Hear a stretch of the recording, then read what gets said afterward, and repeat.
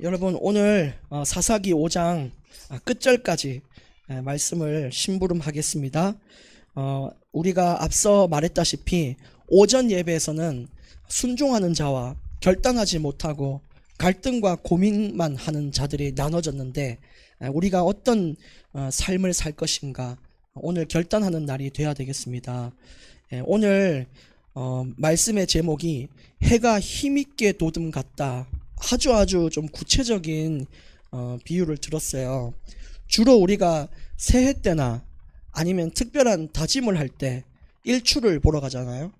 그러면서 떠오르는 해가 그 웅장함과 그 밝음을 가지고 올라오는 것을 보고, 올 한 해는 내가 정말 열심히 다짐하고 결심하고 결단해서 한 해를 잘 살아봐야겠다, 이렇게 결단하는 것이 주로 떠오르는 일출 같은 그런 이미지가 있는 거죠.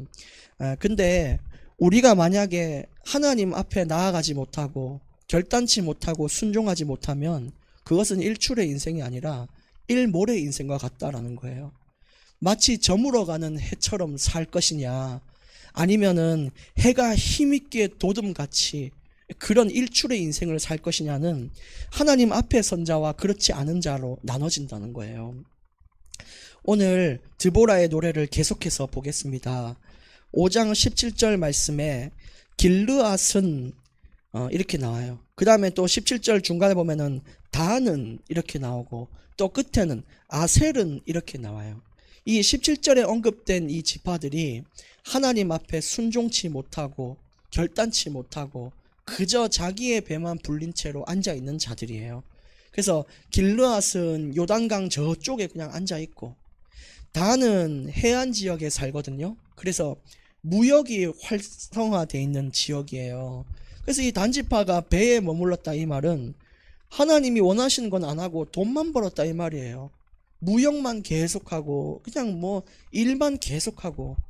아셀은 해변가에 앉았는데 이 해변은 전쟁터와 가까운 지역이었거든요. 가장 가깝게 쓰임받을 수 있는 사람이, 가장 근처에 있는 사람이요, 하나님의 말씀을 듣고 움직이지 않는 아주 일몰 같은 인생을 사는 게 17절의 이 사람들이에요. 근데 18절에 보면 다른 사람들이 나와요. 스불론은 죽음을 무릅쓰고 목숨을 아끼지 아니하였다. 납달리도 들의 높은 곳에서 그러했다 라고 이 해가 돋음같이 올라오는 그런 인생을 산 자들을 얘기하는 거죠. 우리가 지난 사사기 4장 10절 말씀에 보면 전쟁에 나갈 군사를 모집을 하는데 스불론과 납달리 지파에서 1만 명이 자원했어요. 우리가 주님께서 원하시면 두 손을 들고 제가 여기 있습니다 하고 나가는 사람이 돼야 되는데, 다른 사람들은 전부 배에 머무르고 해변에 있고 요단강에 가 있고 이런다 이거예요. 근데 스불론과 납달리는 그렇게 하지 않았어요. 하나님이 부르셨기에 각오했고 결단하고 나아갔던 거예요.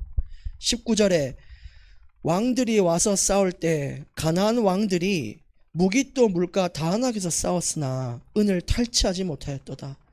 가나안의 이 왕들은 당연히 자기들이 이길 줄 알고 전리품을 얻으려고 금이나 은이나 이런 포로들을 잡아갈 생각으로 기쁨으로 왔지만 은을 탈취하지도 못할 만큼 그 어떤 전리품도 못 가졌죠. 왜냐? 패배했기 때문이에요. 하나님은요, 순종하는 자를 죽이시냐? 이 사람들이 죽음을 무릅쓰고 각오하고 나왔지만 죽었느냐? 그렇지 않았다는 거예요.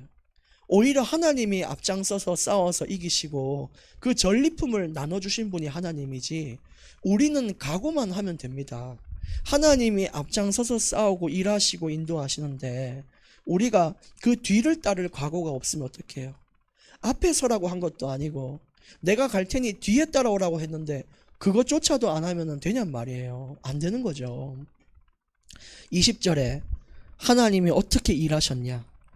저번에 우리 4장 15절 말씀에 하나님이 앞서가셔서 칼날로 쳤다 그랬잖아요. 그거에 대한 설명이 20절에 나와요. 별들이 하늘에서 붙어 싸우되 그들이 다니는 길에서 시스라와 싸웠다. 하나님의 방법입니다. 하늘에 번개를 떨어뜨리시고 벼락을 치시고 우박을 내려서 이 자연 만물을 움직이셔서 전쟁에 완전히 승리하도록 만드신 분이 하나님이에요. 그러니까 이런 하나님이 앞서가시는데 우리 인생에 두려울 게 뭐가 있겠어요? 그 다음에 21절에 기손강이 나오죠.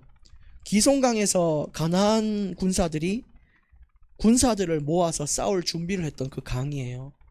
굉장히 넓어요. 근데 또 모이기 좋았던 이유가 우기가 아니면은 말라 있어요. 근데 기손강은 그 무리를 표류시켰다. 하나님이여 인간이 전혀 예상하지 못할 그 가운데에 물을 터뜨리셔가지고 완전히 사람들을 쓸어버리셨어요.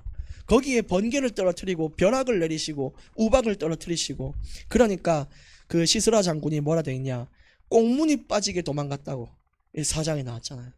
이 하나님 앞에 서면요 싸울 엄두가 안 나는 거예요.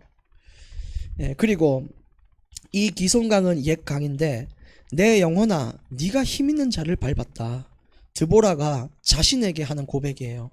드보라 내 영혼아 네가 지금 저 힘 있는 자를 밟았다. 이것은 하나님 자녀의 자존감을 얘기하는 거죠.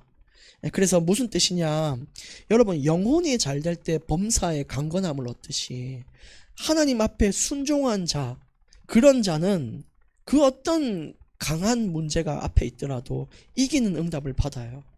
그래서 제일 우리가 이 삶에서 승리를 얻기 위해서는 내 영혼이 잘 되는 것이 가장 먼저다. 내 영혼아 네가 힘 있는 자를 밟았다. 그런 드보라의 인생을 돌아보시며 혹시나 인생에 어려움이 있다, 그럼 우리는 내 영혼이 잘 되기를 위해 은혜 받는 데에 욕심을 가지고 그렇게 하셔야 되는 겁니다. 22절 얼마나 큰 승리를 했냐면요, 그때의 군마가 빨리 달리니 말굽소리가 땅을 울렸다. 저 도망치는 자들을 추격하는 이스라엘의 말발굽소리예요. 한 명도 빠짐없이 다 죽여버렸던, 끝까지 추격해서 완전히 복음과 반대되는 것을 쓸어버리는 그런 인생의 확실한 결단과 그런 제거함이 반드시 우리 삶을 따라오도록 하나님께서는 인도하신다 이거죠. 23절 여호와의 사자의 말씀에 메로스를 저주하라. 갑자기 메로스라는 게 나오는데 성경에 이 언급이 없어요. 여기서 메로스는 추정하건대 그냥 어떤 작은 마을로 추정됩니다. 근데 이 메로스라는 마을을 왜 저주를 하라고 했냐, 그들이 와서 여호와를 돕지 아니하였기 때문이다 라고 되어 있는 거예요. 분명히 지금 전쟁이 났고 싸워야 되니까 와서 메로스에게 부탁을 했을 겁니다. 하나님이 싸우자고 한다, 가야 된다 그랬더니 난 됐다고, 난 안 간다고. 그래서 하나님을 돕지 아니한 자는 저주를 받는 그런 끔찍함을 받게 됐던 겁니다.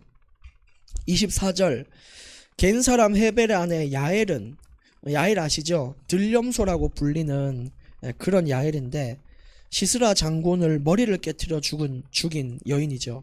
다른 여인들보다 복을 받을 것이니 장막에 있는 여인들보다 더욱 복을 받을 것이다. 야엘이 복을 받는 이유는 하나님께 순종했기 때문이에요. 얼마나 지혜로운 여인이었냐. 25절에 보면 시스라가 물을 구했는데 물을 안 주고 우유를 줬단 말이에요. 우유는 당시에 수면 효과가 있다라고 했습니다. 그래서 하나님의 뜻이 저 장군을 꺾는다는 것을 안 야엘은 가지고 있는 지혜, 하나님이 주신 지혜를 가지고 우유를 주고 귀한 그릇에 담아주면서 그 사람의 경계심을 풀면서 하나님의 뜻이 확실하게 이루어지도록 모든 것들을 설계하고 준비했다는 거예요. 여러분, 하나님이 우리에게 뭔가를 맡기면 우리가 막 무식하게 일을 하는 게 아니라 우리가 그것을 할 수 있는 지혜를 구하는 게 참 필요해요. 그래서 확실하게 하나님이 주신 뜻이 이루어지도록 준비하는 거예요. 우리가 만약에 나중에 의사로, 군인으로 어떤 특정한 곳으로 우리가 전도나 선교를 하러 갈 때에도 그것이 하나님의 뜻인 줄 아는 사람은 가만히 기다리면 안 되겠죠. 지혜로운 사람은 그것을 하기 위한 자격증도 따고 공부도 하고 경제도 준비하고 이러는 것처럼 우리도 하나님의 일을 하기 위한 지혜가 필요하고 준비가 필요하다는 거예요. 그것이 곧 순종입니다. 순종은 네라고 하는 것이 아니고 네, 제가 준비하겠습니다가 순종이에요. 저보고 하나님이 네 개척해라 그러면은 네 하고 어디 놀러 가가지고 수영하고 있으면 되겠어요? 네, 준비하겠습니다 라고 하는 게 순종이에요. 그래서 권사님 만나고 집사님 얘기하고 건물 보고 또 경제를 어떻게 하면 좋을까 생각하고 한 것이 순종인 거죠. 그래서 말뿐인 순종 말고 내게 주신 그 일을 감당하기 위한 준비를 하셔라. 정말 중요합니다. 26절에 그 결과가 어떻게 이어졌습니까? 26절 끝에 보세요. 그의 머리를 뚫을 때 곧 그의 관자놀이를 꿰뚫었다. 그 완전히 시스라 장군의 머리를 박살내는 일이 야엘에게 주어졌단 말이에요. 27절 말씀에 아니 얼마나 심하게 쓰러졌으면요. 표현을 보세요. 읽기도 어려워요. 그의 발 앞에 구부러지며 엎드려지고 쓰러졌고 그의 발 앞에 구부러져 엎드려져 그 구부러진 곳에 엎드려 죽었다. 얼마나 비참하게 죽었는지요. 땅바닥에 수도 없이 들어간 것 같아요. 여러분, 하나님을 믿지 않고 불순종하고 이런 사람들에게 일어난 결과는 비참해요. 근데 더 가슴 아픈 사연이 28절부터 나와요. 시스라의 머리는 박살났는데 시스라의 어머니가, 그 시스라 장군 어머니가 창문을 보면서 얘기를 해요.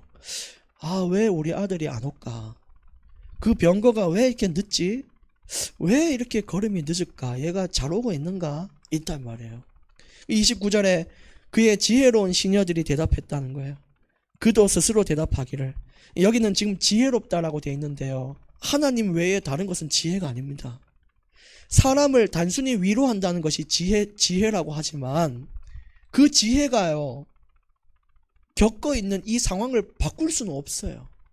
지금 이미 시스라는 죽었는데 시녀들은 어머니한테 이렇게 얘기해요. 그들이 노량물을 다 얻었습니다. 처녀들도 다 얻어서 올 겁니다. 아마 당신 아들은 채색 옷을 얻었을 거예요. 얼마나 아름답겠습니까? 수놓은 이 노랗한 자를, 이 물품을 얻어서 자기 목을 아름답게 치장하고 오고 있을 것입니다. 근데 그렇게 얘기했는데 시스라는 지금 27절에 뭐라고요? 구부러지고 엎드러지고 쓰러지고 구부러진 곳에 엎드려 죽었단 말이에요. 결코 이 결과를 바꿀 수는 없어요. 결코 사람을 단순히 위로하는 것은 위로가 아니에요. 제가 여러분과 또 많은 사람들한테 하나님이 하실 거다, 잘 될 거란 말은 세상의 지혜가 아닙니다. 하나님이 하신다고 했기 때문에 얘기하는 거예요. 하나님으로부터 온 지혜는 인생을 바꾸고 마음을 변화시키지만 그렇지 않은 것은 그냥 날아가는 위로와 같은 거예요. 그래서 오늘 이 31절 마지막 말씀입니다. 여호와여, 주의 원수들은 다 이와 같이 망하게 하시고 주를 사랑하는 자들은 해가 힘있게 도듬갑게 하시옵소서 아니라. 이 드보라가 간절히 얘기한 거예요. 그래서 그 땅이 40년 동안 평온하였더라. 왜 또 기간이 있을까요? 그 땅이 평온하였더라 해야 되잖아요. 근데 40년 동안 평온했대요. 나중에 여러분 6장 1절만 한번 보세요. 뭐라고 되어 있죠? 6장 1절 이스라엘 자손이 또 여호와의 목전에 악을 행하였으므로 여호와께서 7년 동안 그들을 이제 어디에요? 미디안에 또 팔려가요. 얼마나 이런 사사기의 비참함인지요. 이게 옛날 일이라고 생각하고요 보시면 안 됩니다. 지금 우리가 겪고 있는 일이라 이거예요. 그러니까 아까 우리 또 청년하고도 얘기했지만 저는 제 인생이 사사기의 악순환을 끊고 싶습니다 이렇게 고백했는데 제가 아멘으로 화답했거든요. 그러니까 여러분 반드시 우리는요 악순환의 고리를 끊어야 돼요. 우리는 이걸 보면서 분명히 마음으로는 아이고 이 바보 같은 것들 이거 이렇게 하나님을 모르나라고 얘기했던 사람이 있을 겁니다. 근데 그게 나요. 그게 나예요. 그러니까 여러분 그렇게 하지 마시고 승리하시길 바랍니다. 오늘 결론 2가지 말씀을 드립니다. 첫 번째, 그러니까 이 결론은 뭘 말하냐, 내가 어떤 사람이 돼야 되겠냐를 얘기 드리겠습니다. 첫째, 주의 군사가 되어라 이거예요. 군사가 가진 것은 충성입니다. 어떤 사람처럼 막 저 배에 앉아 있고 요단에 앉아 있지 마시고 가장 힘들고 어려울지라도 앞서가시는 하나님을 따라가는 것이 맞다는 거예요. 위기 가운데로, 그 어려움 가운데도 내게 맡겨주신 거면 하는 거예요.